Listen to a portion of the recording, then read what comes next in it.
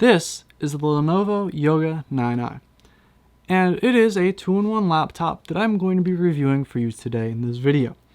Now, for most of my viewers that are familiar with me bashing on different other laptops, and particularly Chromebooks, more specifically because of the advertisements, I'm going to make a lot of comparison to those, especially because there has been some marketing recently that I disagree with, and why I think these are, at least a Windows laptop in general, is a much better option. But at least in today's video, we're going to talk about why I wish Chromebooks would aspire to be this, and not just this laptop, but the whole line of laptops that are 2-in-1s that are high-powered from Dell, HP, all these different companies, and not to mention review this in comparison to those as well. So without further ado, let's get started. So for me, as a student, who is, I guess, one of the target audiences for both, Chromebooks and these laptops, I just want to talk a little bit about, my purchasing process before I went through and bought this, and also some of my past experiences. So my previous school laptop was a Lenovo P50S, which, if you're unfamiliar, is a 2-core, 4-thread processor laptop that has, I guess, okay screen. I think it has a 2K screen, and I think I had it equipped with 16 gigs of RAM, which is no problem, and I actually was really liking it. It just died, and while yes, I would like to fix it, it's more of a hardware issue, and it's a bit out of warranty. So that's fine. I decided I liked the laptop, but I figured it was time to get a little something new, and I wouldn't mind buying something that would be nice. So I went through and purchased this laptop because the processor was pretty powerful. This is the 6-core option, but there is an 8-core option as well. And I went through and I purchased this laptop for a number of reasons, more specifically because I wanted the 2-in-1 touchscreen, because in my previous semester, I had a really hard time with, trying to do circuit diagrams without having a touchscreen.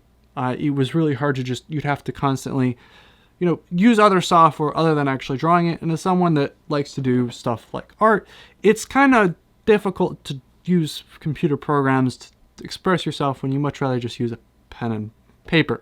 So I was like, I want a touchscreen. That was what I decided. And so this laptop has a 4K touchscreen. It's got a 1650 Ti and a 6-core 12-thread processor, which I don't know the name of it. I think it's the 10750U, whatever the Intel version of it is. While I much would have wished for an AMD option, obviously because AMD does much better in the workstation department, and while I don't necessarily need workstation level performance on this, I would have preferred for that, just because that's the kind of stuff you'd be doing on a laptop more likely than gaming, because now that AMD has the performance crown in gaming, there's really no question about it. So a couple of the comments I just want to make right off the bat, at least for my couple of weeks of using this laptop, is the first one is I'm really impressed with the build quality. Now, just straight off the bat, I am sure all aluminum laptops are great, but I was almost surprised at how much I was reminded of a MacBook with this one. Now, obviously, I've had MacBooks before, a couple years ago, in fact, a good couple years ago, might even be a decade at this point, and I definitely feel like, at least for the build quality, it's pretty solid, and I've got no complaints about that, pretty much whatever. Now, some complaints I can say off the bat, if I was going to summarize this, is that the upgradability is completely horrible. The only thing you really can upgrade is the SSD. I really would have upgraded this laptop to the 8-core option if I had had the ability to go through and upgrade the RAM. But since this is only capped at 16 gigabytes, it's soldered in, and there is no RAM upgrades, I didn't feel the need to upgrade the processor, because quite simply, I'm not going to be doing anything on here that workstation intensive. I'll rather use my desktop for that, and so on. Now, a couple worries that I had about this laptop is this keyboard is a lot lower than the ThinkPad that I had before. And I really like the ThinkPad keyboards. Hands down, very nice. But with this, I was kind of really concerned about the key depth. And I found that typing on this is definitely a less of an experience, like worse off, but it is not bad. And obviously, I still think this keyboard is better than the new Mac keyboards, and you do have a lot more travel with each keys.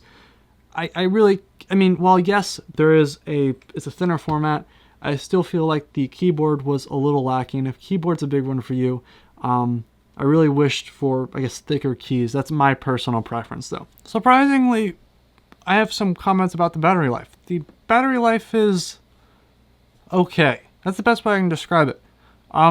My previous laptop, my P50S, got about, I think, like 6 or 7 hours of continuous battery life, and that was on the same battery it's had for the last 5 years.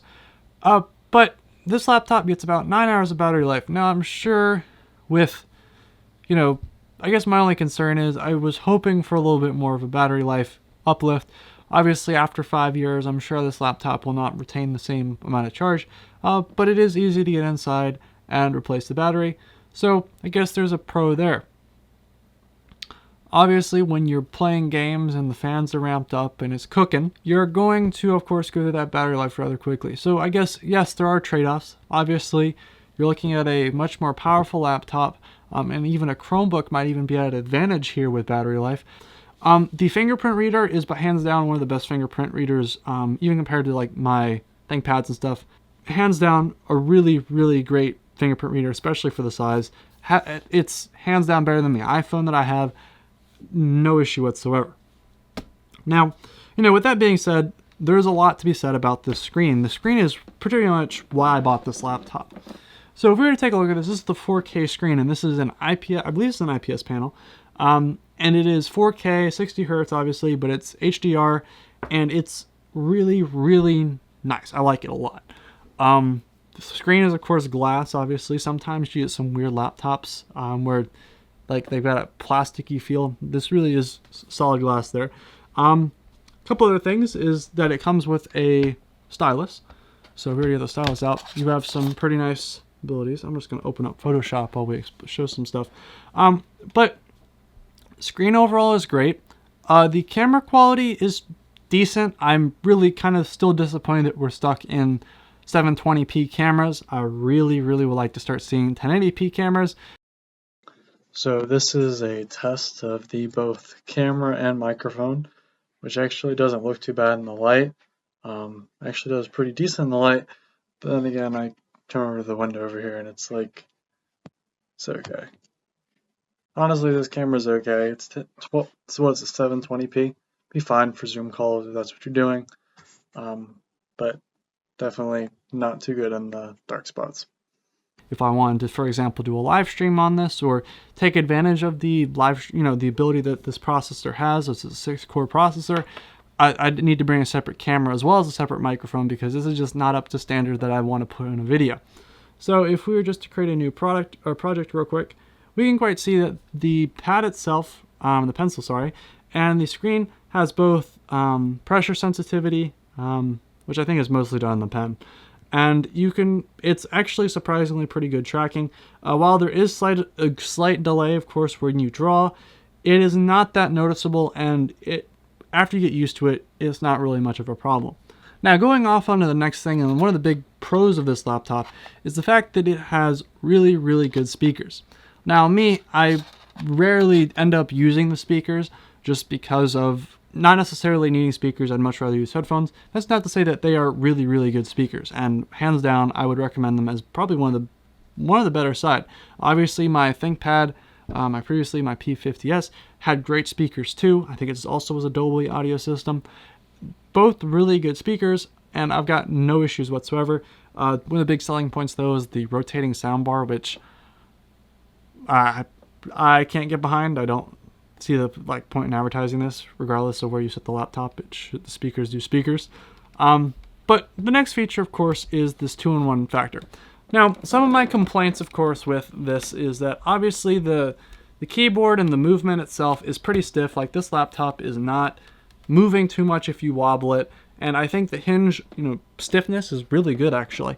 But there's really nothing to say other than the hinge stiffness, and this thing is not only a little heavy in your hands, but it's also thick. Now, hands down as well, this is about the same size actually, same thickness as my previous laptop, the P50S. And I've got no issues with the thickness. I just was hoping for a little bit thinner. Now, I mean, a Chromebook isn't going to be any thinner. Hands down, it's not. But I was just hoping that, you know, for example, this is really thin, and I'm getting to the point where these Ultra books, I guess, are pretty thin, and I would like a thinner laptop, especially for something of this level of performance. It's a little bit heavier than I expected, and it is a little bit thicker than I expected. But then again, it does have pretty beefy hardware underneath it. As I said, you're looking at a 6-core, 12-thread processor with the GTX 1650 Ti Max-Q, and surprisingly, for the 4K screen, it is the GPU that I recommend to match it for a laptop of this kind of caliber. While you're not going to get anything higher end, I feel like there is a little bit of a potential for an Ultrabook option where you've got a decent processor, the 8-core, and you've got maybe a 1660 or a 2060 in here along with the 4K screen. But then again, this isn't geared towards their gaming lineup, at least Lenovo's. It's geared more towards students, which is kind of what I bought it for. So screen, no issues. Keyboard, The the fingerprint sensor is pretty good, and the trackpad itself is surprisingly okay.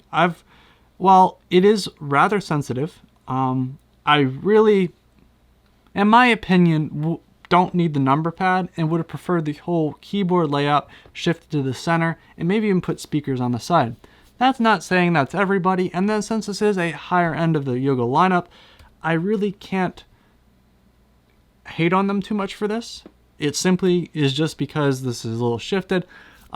It's kind of a little awkward because you're keeping your hands on one side a little bit more than you would if it was centered. But besides that, not much to complain about there at all.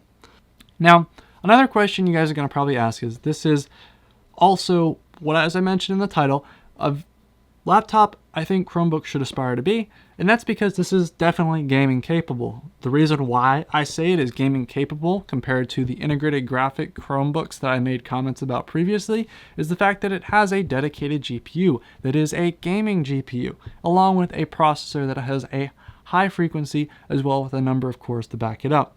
That means, and what all that gibberish means, is that you're looking at a GPU that is actually separate from the CPU that can run games, while the screen is definitely larger than I would prefer if you are focusing just on gaming. I think a 2K screen would probably be a sweet spot. The 4K screen is the reason why I bought this laptop, because I wanted the drawing ability. This is not supposed to be a gaming laptop. It sure as heck is nice to have a GPU in here though, because I feel like it backs up the 4K screen. You know, it's hard to have a integrated 4K screen. You have some issues with that, especially in some of the graphic intensive applications. So having a GPU that can help render with, as I said, why I really wish there was more RAM in here. That's my really big complaint here. But having a GPU, you can play games, you can do stuff on. It runs my favorite game, Minecraft, quite well. And I have no issues with that at all. Other than just the RAM. And I think the GPU, while it's a little underpowered for what I like, I think it's also fine for, you know, what this is targeted at, which is students with a slight dab of gaming. I really cannot complain too much about the overall quality. The screen is nice. I just wish it was a little thinner.